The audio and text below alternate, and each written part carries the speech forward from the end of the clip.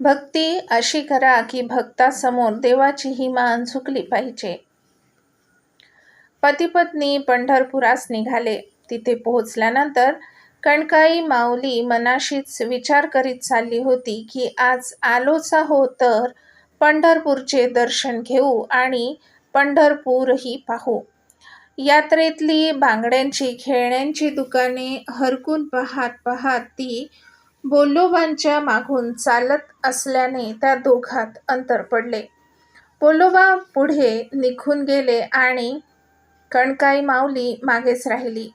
इकडे बोल्लोबा मंदिरात पोहोचल्याबरोबर पांडुरंगाची मान वर होती ती खाली झुकली.